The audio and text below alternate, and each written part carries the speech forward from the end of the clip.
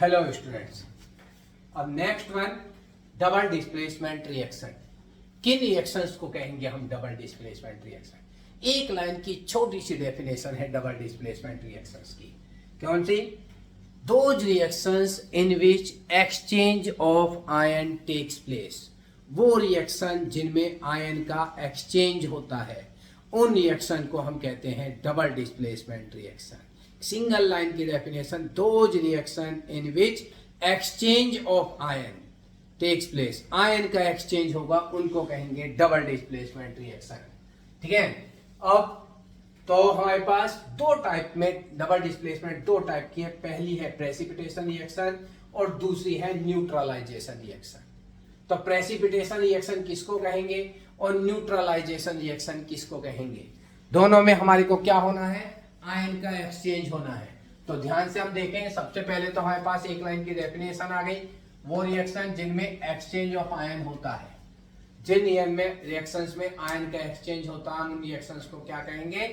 Double displacement reaction. अब हम दो टाइप में से पहला टाइप लेते हैं, कौन सा? Precipitation reaction. एग्जांपल के फॉर्म में तो हमारे पास एक सॉल्ट है बेरियम क्लोराइड, और इस बेरियम क्लोराइड को हम वाटर में डिजोल्व करेंगे। किस में डिजोल्व करेंगे?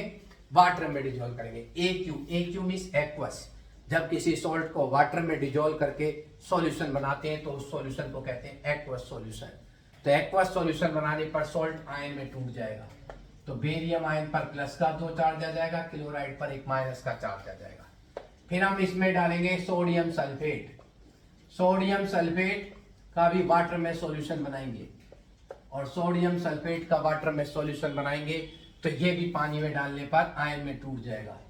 एक सोडियम पर एक पॉजिटिव, दो सोडियम पर दो पॉजिटिव और सल्फेट पर दो नेगेटिव। तो इस तरह से हमारे 4 आयन बन गए।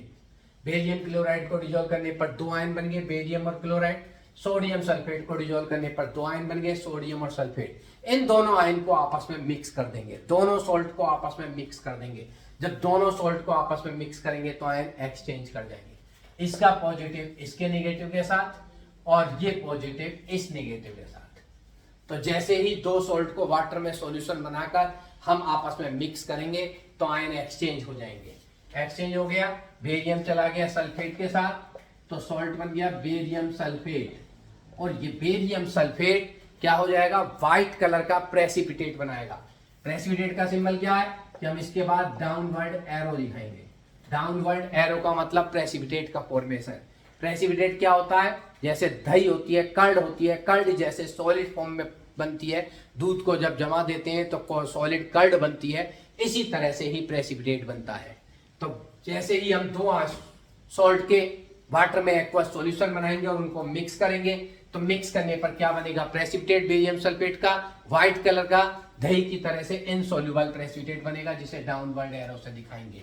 दूसरा क्या? सोडियम क्लोराइड के साथ रिएक्ट करके बनाएगा sodium chloride ion, sodium chloride. तो इस तरह से इस रिएक्शन में आयन का एक्सचेंज हुआ। आयन का एक्सचेंज हुआ इसलिए कहा इसको डबल डिस्प्लेसमेंट, और आयन के एक्सचेंज से इसमें प्रेसिपिटेशन हुआ, प्रेसिपिटेट बना, इसलिए हम इसको कहेंगे प्रेसिपिटेशन रिएक्शन। तो डबल डिस्प्लेसमेंट का प्रेसिपिटेशन रिएक्शन है जिसमें आयन के एक्सचेंज से प्रेसिपिटेट का फॉर्मेशन हुआ। दूसरा एग्जांपल है lead nitrate. Pb means lead और nitrate means NO3। Lead nitrate, इसको पानी में घोलेंगे तो वाटर में डिजोल्व करने पर यह भी आयन में टूट जाएगा। एक नाइट्रेट पर 1 नेगेटिव, 2 नाइट्रेट पर 2 नेगेटिव और लेड पर 2 पॉजिटिव। दूसरी तरफ हम सॉल्ट लेंगे Ki। K means potassium, I means iodide. Potassium iodide को भी वाटर में डिजोल्व करेंगे। पोटेशियम आयोडाइड को वाटर में डिजोल्व करा, पोटेशियम पर एक पॉजिटिव, आयोडाइड पर एक नेगेटिव बना। तो हमने दो सॉल्यूशन बनाए, पोटेशियम आयोडाइड को वाटर में डिजोल्व करके एक्वस सॉल्यूशन बनाया, लेड नाइट्रेट को वाटर में डिजोल्व करके एक सॉल्यूशन बनाया। तो यहाँ भी 2 आयन बने, और पोटेशियम आयोडाइड को डिजोल्व करने से भी 2 आयन बने, और इन दोनों सॉल्ट को मिक्स कर देंगे। मिक्स करने पर आयन एक्सचेंज हो गए, इसका पॉजिटिव इसके नेगेटिव के साथ और इसका नेगेटिव इसके पॉजिटिव के साथ। तो लेड चला गया आई के साथ, लेड आई के साथ जाकर बनाएगा लेड आयोडाइड, और लेड आयोडाइड क्या बनाएगा? फिर प्रेसिपिटेट बनेगा। बेरियम सल्फेट का कैसा प्रेसिपिटेट बना था? दही की तरह से व्हाइट PPT बना था।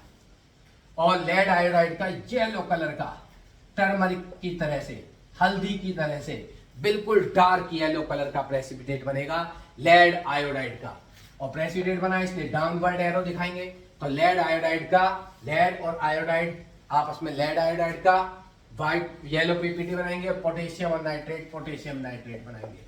तो इस तरह से क्या बन गया हमारे पास, जब दो सॉल्ट को पहले वाटर में डिजोल्व कर लेते हैं और वाटर में डिजोल्व करके सॉल्ट को डिजोल्व करके सॉल्यूशन बनाते हैं तो उसे कहते हैं एक्वस सॉल्यूशन। और जब एक्वस सॉल्यूशन को आपस में मिला देते हैं तो मिलाने से आयन क्या होते हैं, आपस में एक्सचेंज हो जाते हैं और आयन के एक्सचेंज से क्या बनता है, प्रेसिपिटेट बनता है। और जब आयन के एक्सचेंज से प्रेसिपिटेट बनता है तो हम इस रिएक्शन को कहते हैं प्रेसिपिटेशन रिएक्शन। दूसरा टाइप है डबल डिस्प्लेसमेंट में न्यूट्रलाइजेशन रिएक्शन।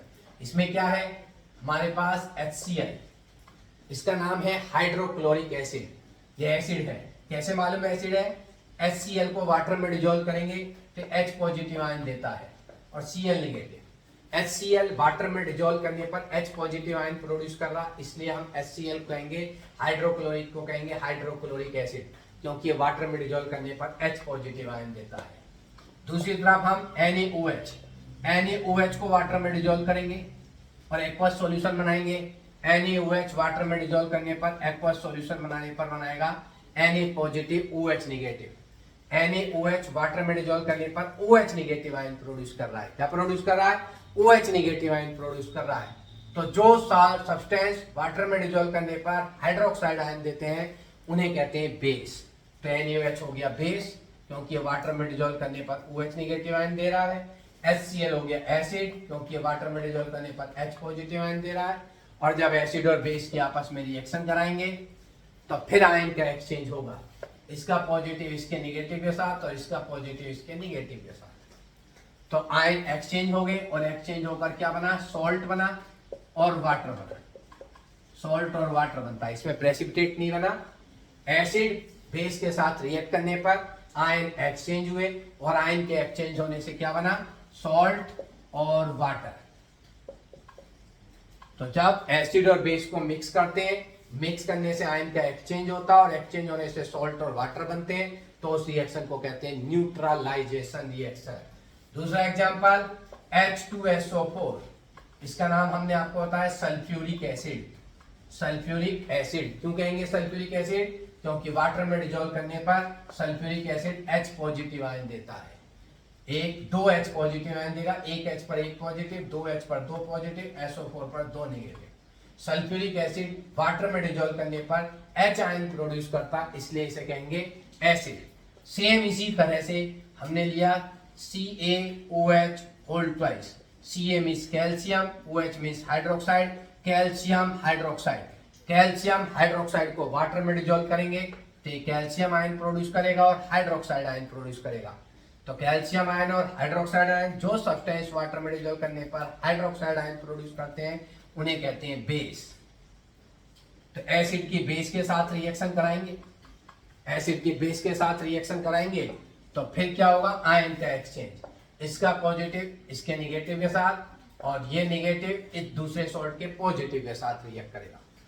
तो जब SO4 कैल्शियम के साथ रिएक्ट करता है तो कैल्शियम सल्फेट बना और HOH के साथ रिएक्ट करके वाटर बना। तो सल्फ्यूरिक एसिड एसिड था क्योंकि वाटर में डिजोल्व करने पर H पॉजिटिव आयन प्रोड्यूस किया। कैल्शियम हाइड्रोक्साइड बेस था क्योंकि वाटर में डिजोल्व करने पर OH आयन प्रोड्यूस किया। और फिर मिक्स करने पर इन दोनों के आयन एक्सचेंज हो गए।